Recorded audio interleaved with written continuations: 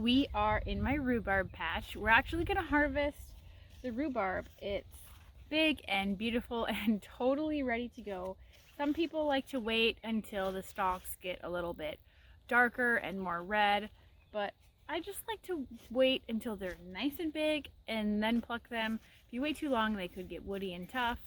So they're really easy to harvest. This is one of the easiest plants to grow and multiply, and if you haven't had it, it's delicious in jams and jellies and crisps and pies. It is very sour, but it's pretty delicious. So for harvesting these, it's really easy. You just want to find one of the bigger stalks, grab it towards the bottom, and pull. It will break free. You're going to want to cut the leaf off because that's not edible. It's actually toxic. And so for harvesting these, it's really easy. You just want to find one of the bigger stalks, grab it towards the bottom, and pull. It will break free. You're going to want to cut the leaf off because that's not edible. It's actually toxic. My daughter really loves delicious rhubarb crisp, or sometimes rhubarb pie. I tend to do the crisps more because they're a little easier to make, not having to deal with crust. So I'm going to surprise her when she gets home from school this afternoon with the delicious fresh rhubarb crisp. So let's get picking. This is one of my, well actually these two end ones are two of my younger plants.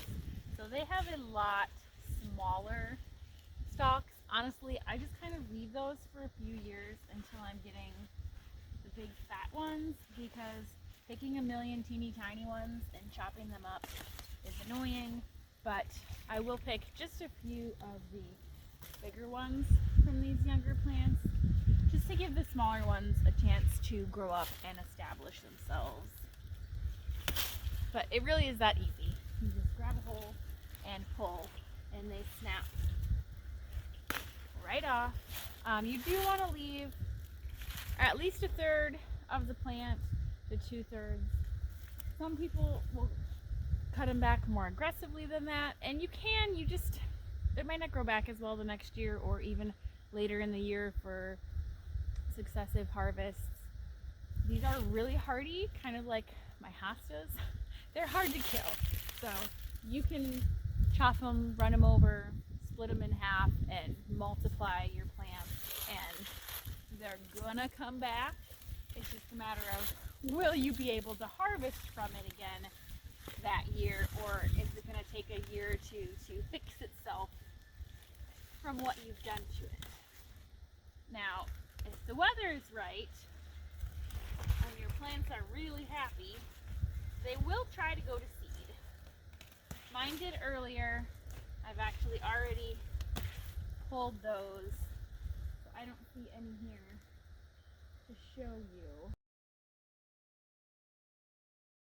So you saw how quick and easy that was. I have a nice big basket of rhubarb stalks. I'm gonna go trim these up, and then I'll bring the leaves back out and just throw them around the other ones. I have seen some people doing really cool things with these leaves because they're huge. Some people will, I don't know how they do it, but cement them and make cool stepping stones with like the leaf print on it. I don't know how they do it. Maybe I'll figure it out one day because I thought it was a pretty cool trick. But that's it. That's all there is to harvesting rhubarb. Leave enough of your plant left so that it can continue growing. Leave the smaller stalks alone